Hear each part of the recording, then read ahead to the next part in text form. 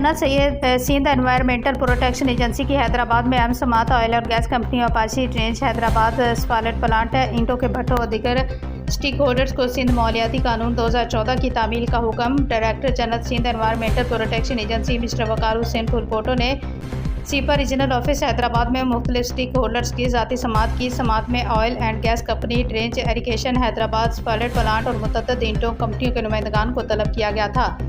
इजलास का बुनियादी मकसद तमाम फ़रीक़ीन से सिंध एनवायरमेंटल प्रोटेक्शन एक्ट 2014 की तामील से मुतल्लिक उनकी कारकर्दगी और इक़दाम पर वजाहत तलब करना था।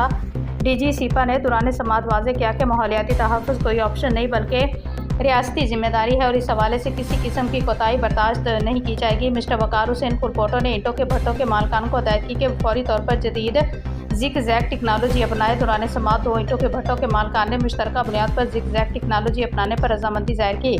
उन्होंने ऑयल और गैस कंपनियों को भी खबरदार किया कि वो अपने ऑपरेशन में मालियाती मेयार को यकीनी बनाए और सनती फजले के अखराज पर सख्त कंट्रोल रखें। रेंज इरिगेशन के अफसरान को हदायत की कि सिंध एनवायरमेंटल प्रोटेक्शन एक्ट 2014 की तामील करें। उन्होंने मज़ीद कहा कि अगर कोई भी कंपनी या फ़र्द कवानीन की खिलाफ वर्जी करेगा तो उसके खिलाफ सख्त कानूनी कार्रवाई अमल में लाई जाएगी। इजलास में तमाम फ़रीक़ीन को यकीन दहानी कराएगी कि माहौलियाती तहफ़्फ़ुज़ और सनदी तरक्की में तवाज़न पैदा करना हमारी अव्वलीन तरजीह है। इस मौके पर Ali Nawaz deputy director technical regional incharge SEPA Hyderabad और दीगर अफसरान भी मौजूद।